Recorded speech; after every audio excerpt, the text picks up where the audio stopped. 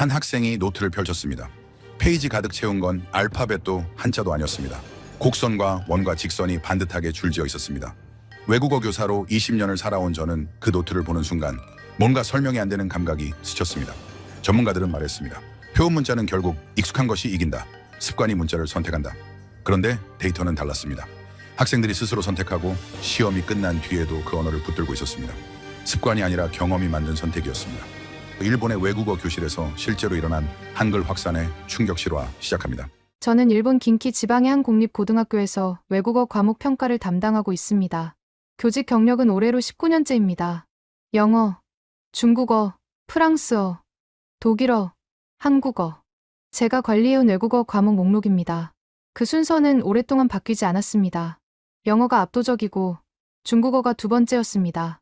나머지는 선택 인원이 적어반을 꾸리기조차 버거운 해가 많았습니다. 외국어 선택은 단순한 취향의 문제가 아닙니다.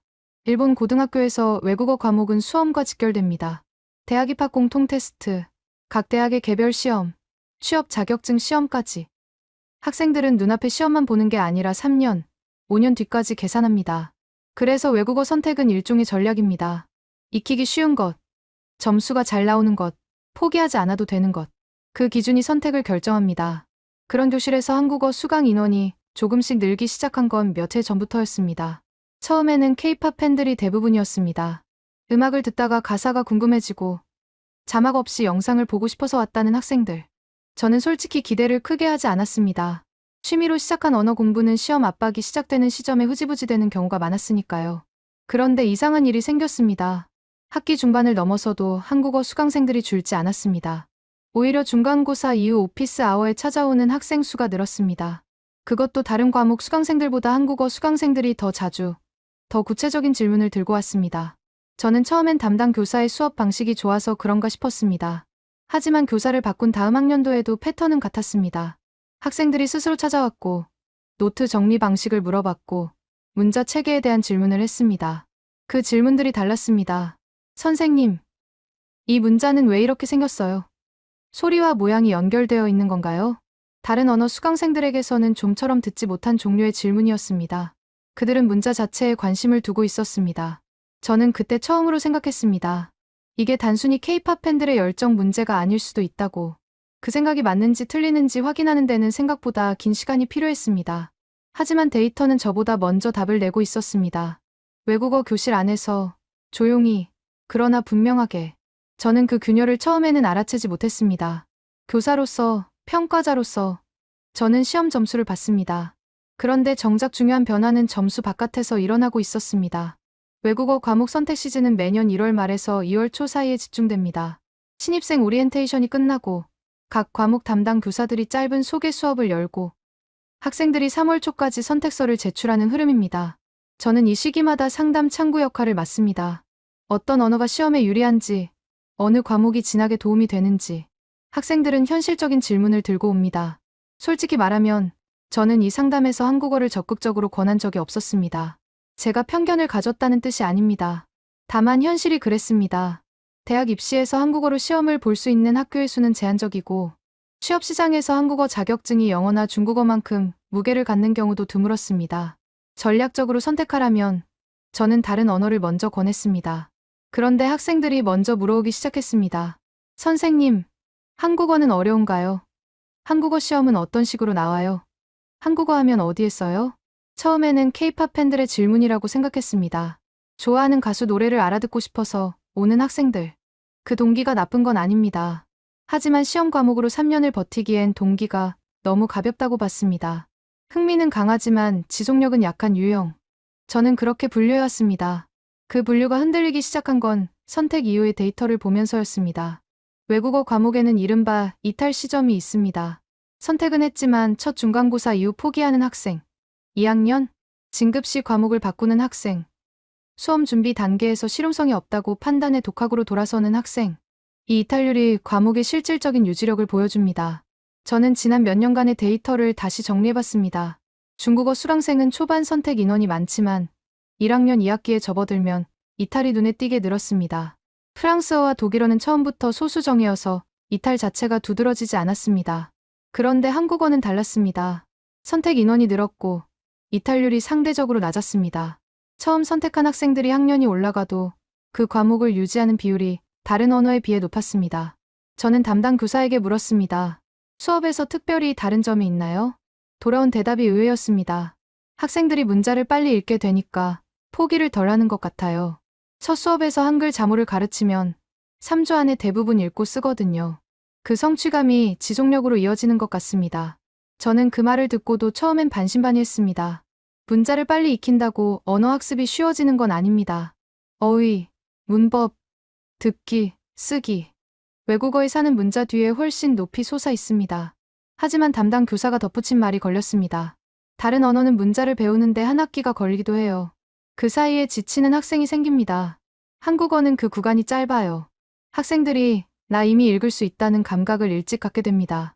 그 말이 제 머릿속에서 오래 남았습니다. 선택의 문제가 아니라 유지의 문제. 외국어 교육에서 탈락이 가장 많이 일어나는 지점은 초반 좌절 구간입니다. 그 구간을 얼마나 빠르게 통과하느냐가 학생의 지속 여부를 결정합니다. 한국어는 그 구간이 다른 언어보다 짧을 수 있다. 저는 그 가능성을 처음으로 진지하게 생각하기 시작했습니다. 시험은 전략입니다. 그리고 전략은 유지 가능한 선택 위에서만 작동합니다. 학생들이 한국어를 선택하고 유지하고 다음 단계로 넘어가는 패턴. 저는 그 패턴이 우연이 아닐 수 있다는 쪽으로 생각이 기울고 있었습니다. 아직 확신은 없었습니다. 하지만 무언가가 달라지고 있다는 감각은 이미 분명했습니다. 2학기 중간고사가 끝난 직후였습니다. 저는 각 외국어 과목 담당 교사들과 함께 성취도 점검 회의를 열었습니다. 매 학기 반복되는 절차입니다. 과목별 평균 점수, 상위권과 하위권의 분포, 이탈 예상 학생 수, 숫자를 보고 조치를 논의하고 다음 학기 계획을 세웁니다. 그날 회의에서 중국어 담당 교사가 한숨을 쉬었습니다. 이번에도 중간에 포기 선언한 학생이 3명 나왔어요. 한자 외우는데 지쳐서요. 프랑스어 담당 교사도 고개를 끄덕였습니다. 저도 2명이요. 발음 교정에서 막히더니 흥미를 잃었습니다. 한국어 담당 교사는 조용히 앉아 있다가 말했습니다. 저는 이번 학기에 이탈자가 없었어요. 짧은 침묵이 흘렀습니다. 저는 숫자를 다시 확인했습니다. 이탈자 없음. 수강 인원 전원 중간고사 응시. 평균 점수도 지난 학기보다 올랐습니다. 저는 회의가 끝난 뒤 한국어 담당 교사에게 따로 물었습니다. 수업 방식을 바꿨는지, 평가 난이도를 낮췄는지, 혹시 학생들과 특별한 관계가 생긴 건지. 교사는 웃으며 고개를 저었습니다. 특별한 게 없어요. 오히려 이번 학기는 문법 진도를 더 빠르게 뺐는데 학생들이 잘 따라왔어요. 저는 그날 오후 한국어 수업 교실을 직접 찾아갔습니다. 수업이 끝난 시간이었습니다. 책상 위에 노트 몇 권이 남아 있었습니다. 학생들이 급히 나가면서 두고 간 것들이었습니다. 저는 무심코 한 권을 펼쳤습니다. 노트 안이 정돈되어 있었습니다. 한글 자모표가 첫 장에 붙어 있었고 단어들이 소리 단위로 분류되어 있었습니다. 받침이 있는 것과 없는 것, 된 소리가 들어간 것과 그렇지 않은 것. 학생이 스스로 만든 분류 체계였습니다. 다른 노트를 펼쳤습니다. 비슷한 방식이었습니다. 그런데 그 학생은 거기서 한 발 더 나아가 있었습니다. 한글 자모 각각의 일본어 음가를 대응시키고 발음 차이가 나는 지점을 별도로 표시해 두었습니다. 가나다 순으로 정리된 단어장, 그 옆에는 직접 만든 예문들. 저는 20년 가까이 외국어 교육 현장에 있었지만 학생이 스스로 언어 구조를 분해하고 재조립하는 방식으로 노트를 만든 경우를 그렇게 자주 보지는 못했습니다. 대부분의 학생은 교사가 판서한 내용을 그대로 옮깁니다. 이 노트들은 달랐습니다. 학생이 구조를 이해하고 그 이해를 바탕으로 자기만의 체계를 만든 흔적이었습니다. 저는 그 노트를 원래 자리에 돌려놓고 교실을 나왔습니다. 그리고 복도를 걸으면서 생각했습니다. 왜 이 학생들은 이런 방식으로 공부하게 됐을까? 언어를 배울 때 학습자가 스스로 구조를 분석하기 시작하는 건 그 언어의 구조가 분석 가능하다는 느낌을 줄 때입니다. 규칙이 있고 그 규칙이 일관되고 예외가 적을 때 학습자는 그 구조를 믿게 됩니다. 믿으면 파고듭니다. 파고들면 노트가 달라집니다. 저는 그동안 한글을 단순히 표현 문자 중 하나로 분류해왔습니다. 일본어 히라가나나 가타카나처럼 소리를 기호로 나타내는 문자 체계. 그런데 그날 노트를 보면서 다른 질문이 생겼습니다. 한글은 단순히 소리를 기록하는 문자가 아니라 소리의 구조 자체를 시각화한 문자가 아닐까. 자음과 모음이 결합하는 방식, 초성과 중성과 종성으로 나뉘는 음절 구조, 각 자모가 독립적이면서도 결합시 규칙을 따르는 방식. 이 구조가 학습자에게 예측 가능성을 줍니다. 예측 가능한 언어는 포기하기 어렵습니다. 그날 저는 처음으로 한글 자체에 대해 진지하게 조사해봐야겠다는 생각을 했습니다. 교사로서가 아니라 문자 구조에 관심을 갖게 된 한 사람으로서 그 생각이 다음 행동으로 이어지기까지는 오래 걸리지 않았습니다. 저는 혼자 확인한 것으로는 부족하다고 생각했습니다. 한 학교, 한 교사, 한 학기의 데이터는 우연일 수 있습니다. 저는 같은 지역 내 다른 학교 외국어 담당 교사들과 정기적으로 모이는 자리를 활용하기로 했습니다. 분기마다 한 번씩 열리는 교과 협의회였습니다. 그 자리에서 저는 조심스럽게 물었습니다. 한국어 수강생 유지율에 변화가 있었는지. 처음에는 두어 명이 고개를 갸웃했습니다. 그러다 한 교사가 말했습니다. 저희 학교도 작년보다 한국어 선택 인원이 늘었어요. 그리고 신기하게 중간에 그만두는 학생이 별로 없었고요. 옆에 앉아있던 교사도 거들었습니다. 저는 처음엔 K-팝 때문이겠거니 했는데 수업 들어가 보면 꼭 그렇지도 않더라고요. 음악에 관심 없는 학생도 꽤 있었어요. 그냥 문자가 재미있다고 하더라고요. 재미있다. 저는 그 표현이 마음에 걸렸습니다. 외국어 학습에서 학생들이 재미있다고 말하는 지점은 대개 초반 성취 경험과 겹칩니다. 뭔가를 해냈다는 느낌, 읽혔다는 순간, 들렸다는 경험. 그 지점을 빠르게 통과한 학생은 다음 단계로 가고 그 지점에서 막힌 학생은 멈춥니다. 한국어 수강생들이 말하는 재미가 그 초반 성취 경험에서 비롯된 것이라면 그건 문자 구조와 직접 연결된 이야기였습니다. 협의회가 끝난 뒤 저는 몇몇 교사들과 따로 이야기를 나눴습니다. 공통적으로 나온 이야기가 있었습니다. 한국어 수업에서 학생들이 자모를 익힌 뒤 처음으로 단어를 읽어내는 순간 반응이 다르다는 것이었습니다. 단순히 기쁜 게 아니라 뭔가 이해했다는 표정이 나온다고 했습니다. 한 교사는 이렇게 표현했습니다. 히라가나를 처음 다 외웠을 때 학생들 반응이랑 달라요. 히라가나는 외운 거고 한글은 파악한 거예요. 학생들 스스로가 그 차이를 느끼는 것 같아요. 외운 것과 파악한 것. 그 차이는 작은 것처럼 들리지만 학습의 지속력에서는 결정적입니다. 외운 것은 잊히고 파악한 것은 재구성됩니다. 잊혀도 다시 꺼낼 수 있는 이해와 잊히면 처음부터 다시 외워야 하는 암기는 근본적으로 다릅니다. 저는 그 말을 들으면서 한 가지 가설이 구체화되는 걸 느꼈습니다. 한글의 확산이 단순한 문화적 유행이 아니라 문자 구조 자체가 가진 학습 접근성에서 비롯된 것일 수 있다는 가설, 그리고 그 가설을 뒷받침하는 데이터가 교실 바깥에도 존재한다는 걸 저는 그 무렵 처음으로 확인하게 됩니다.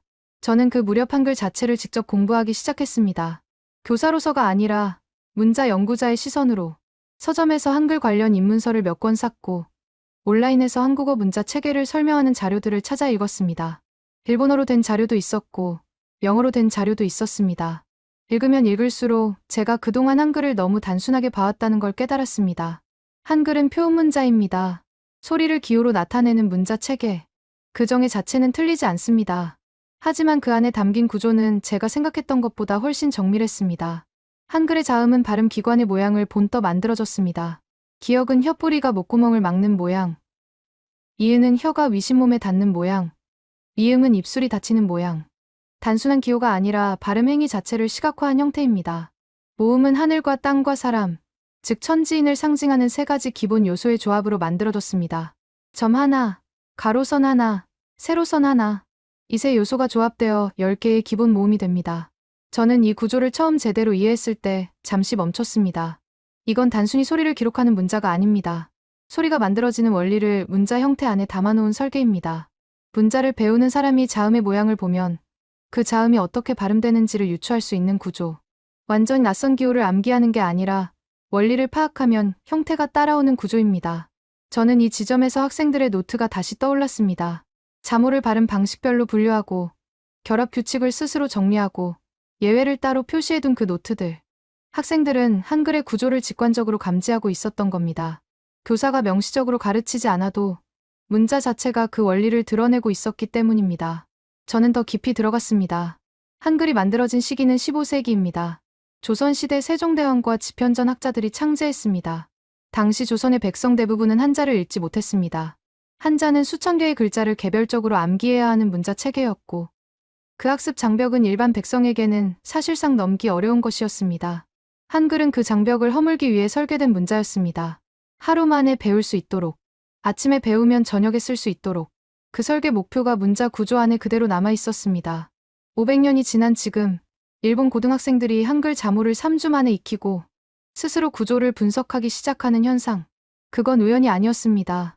설계된 결과였습니다. 저는 그 사실을 확인하는 순간 이 이야기를 혼자 알고 있어서는 안 된다고 생각했습니다. 동료 교사들에게 그리고 학생들에게 제대로 전달해야 한다고. 하지만 그 전에 확인해야 할 게 있었습니다. 제가 느낀 이 구조적 특성이 실제 학습 결과로 이어지고 있는지. 교실 밖 데이터가 필요했습니다. 저는 교실 밖 데이터를 찾기 시작했습니다. 학교 단위의 수강 인원 변화만으로는 부족했습니다. 더 넓은 범위에서 더 다양한 학습자 집단에서 같은 패턴이 나타나는지 확인하고 싶었습니다. 먼저 일본 국내 한국어 능력 시험 응시자 수 추이를 살펴봤습니다. 한국어 능력 시험은 한국 정부가 운영하는 공식 한국어 자격 시험으로 일본은 전 세계에서 응시자 수가 가장 많은 국가 중 하나입니다. 수년간의 데이터를 보면 응시자 수는 전반적인 증가 추세를 보여왔습니다. K-팝과 한국 드라마의 인기가 높아진 시기와 맞물려 있는 건 사실입니다. 하지만 저는 다른 지점에 주목했습니다. 응시자 중 10대와 20대 초반의 비율, 그리고 초급 단계를 넘어 중급 이상으로 진급하는 비율이었습니다. 처음 시작한 학습자가 중간에 그만두지 않고 다음 단계로 넘어간다는 건 단순한 유행으로 설명되지 않습니다. 유행은 입문자를 늘리지만 유지율을 높이지는 않습니다.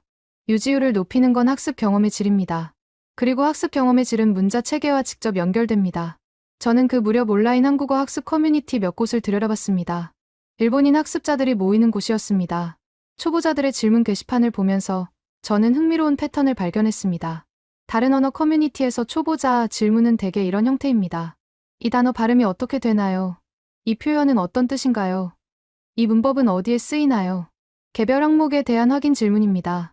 한국어 커뮤니티 초보자 게시판에는 다른 종류의 질문이 섞여 있었습니다.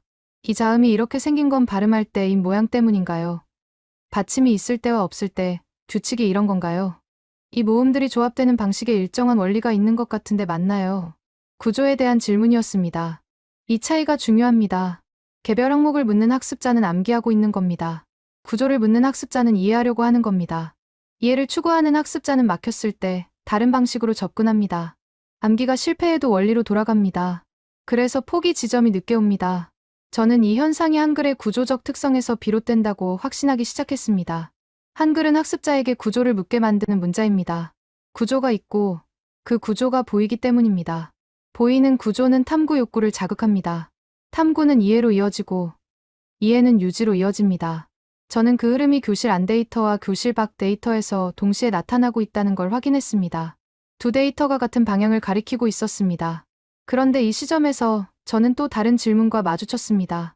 한글의 구조적 우수성은 이미 알려진 이야기가 아닌가? 왜 지금 일본에서 이런 방식으로 확산이 일어나고 있는가? 그 질문의 답은 예상하지 못한 곳에서 왔습니다. 예상하지 못한 곳은 제 학교 학생이었습니다. 2학년 여학생이었습니다. 한국어 수강생도 아니었습니다. 영어 과목을 듣는 학생이었는데 어느 날 방과 후에 저를 찾아왔습니다. 손에 노트 한 권을 들고 있었습니다. 선생님, 저 혼자 한글 공부했는데요. 이거 맞게 하고 있는 건가요? 노트를 펼쳤습니다. 한글 자모표가 있었고 그 아래 자음과 모음의 조합 규칙을 스스로 정리한 표가 있었습니다. 받침 규칙, 연음 규칙, 된소리 규칙. 교사에게 배운 내용이 아니었습니다. 유튜브 영상과 무료 앱으로 독학한 내용이었습니다. 저는 노트를 찬찬히 봤습니다. 틀린 부분이 몇 군데 있었지만 전체적인 구조 파악은 놀라울 만큼 정확했습니다. 독학으로 2달 만에 이 수준까지 온 거라고 했습니다. 저는 물었습니다. 왜 한국어를 선택하지 않고 혼자 공부했냐고. 수업 듣기 전에 먼저 해보고 싶었어요. 재미있을 것 같아서요. 그리고 진짜 재미있었어요. 그 말이 중요했습니다. 수업 전에 혼자 시작했다는 것. 그리고 재미있었다는 것. 이 학생은 누군가에게 배우기 전에 스스로 문자 구조를 탐구했고 그 과정에서 흥미를 잃지 않았습니다. 저는 그날 이후 비슷한 사례를 주변 교사들을 통해 찾아봤습니다. 생각보다 많은 학생이 정규 수업 밖에서 한글을 독학하고 있었습니다. 앱, 유튜브, SNS. 학습 도구는 다양했지만 공통점이 있었습니다. 시작 단계에서 문자를 포기하지 않았다는 점이었습니다. 다른 언어도 독학 학습자가 있습니다. 하지만 문자 단계에서 멈추는 경우가 훨씬 잦습니다. 중국어 독학을 시작했다가 한자 벽에서 포기했다는 학생. 아랍어를 배워보려다 문자 방향과 형태 변형에 막혔다는 학생. 이런 이야기는 드물지 않습니다. 한국어 독학 학습자들의 이야기는 달랐습니다.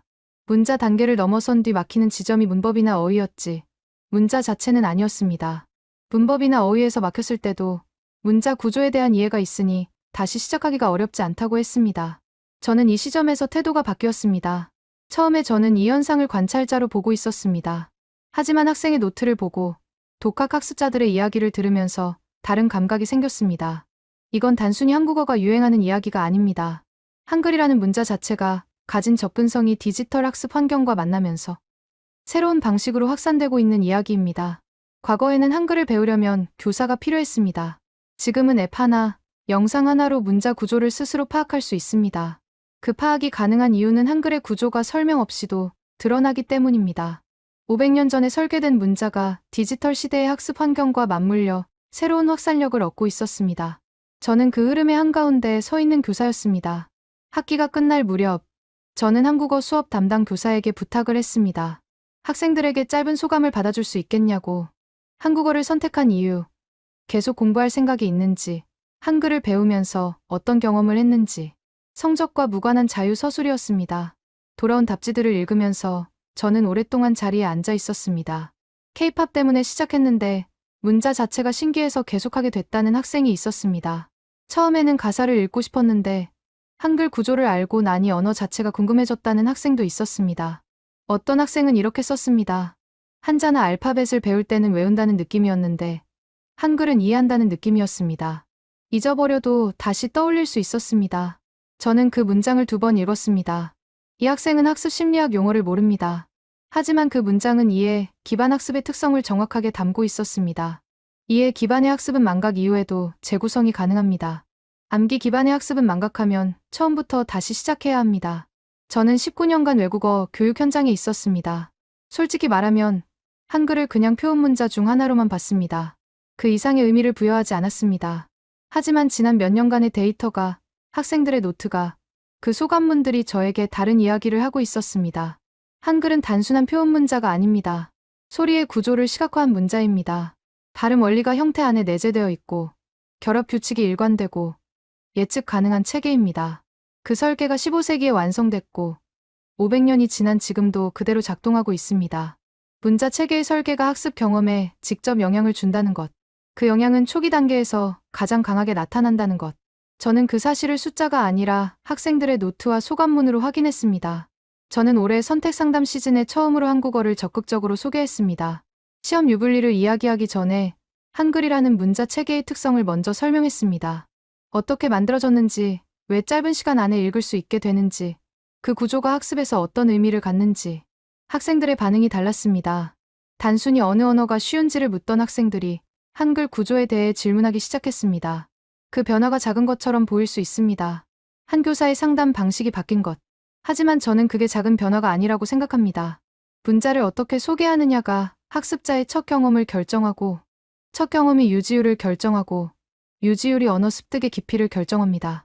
한글은 처음부터 그렇게 설계됐습니다. 누구나 배울 수 있도록, 빠르게 익힐 수 있도록, 한번 이해하면 잊기 어렵도록. 그 설계가 지금 일본 교실 안에서 조용하지만 분명하게 증명되고 있습니다.